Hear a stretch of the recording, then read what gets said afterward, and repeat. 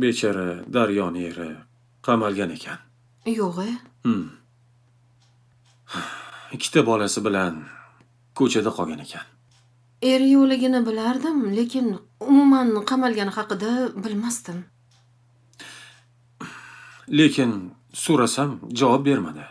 Ajrashganmi, yo'qmi bilmoqchi edim. Lekin Daryoni o'zi ham qamalib chiqqan. Daryo qamalganmi? Nimaga qamaladi? Nima qilgan ekan? Xullas, doktor bo'lgan. Aha. Bitta bemor o'zini o'limi bilan o'lgan. Lekin uni aybdor qilib qamab yuborishgan. Hozir biza qamalib chiqqan ayolga ishonib siz bola tug'dirmoqchimisiz? O'zi boshqa ayol qidirmoqchi edim.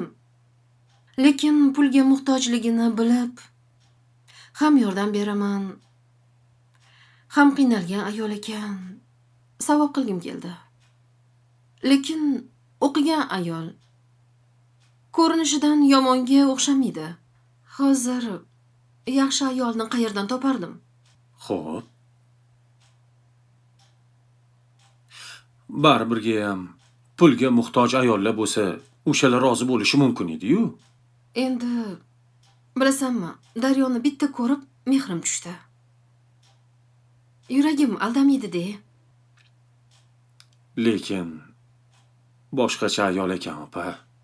Men shuncha ayollar bilan tanishgan bo'lsam, hammasi meni ko'zimga tik qarardi. Ko'zi bilanchi yeb qo'yardi. Lekin Daryo umuman bir erkaklarni ko'ziga qaramas ekan. Sevib qolma yana, ukajonim. Nima qilibdi? Yomon ayol emas. Eri ham yo'q. Balkim ajrashmagan bo'lsa-chi? Ajrashmagan ayol bo'lganda eri haqida gapirardi, ikki og'iz bo'lsa ham. Uchi gapirishni ham xohlamadi. Bilmasam.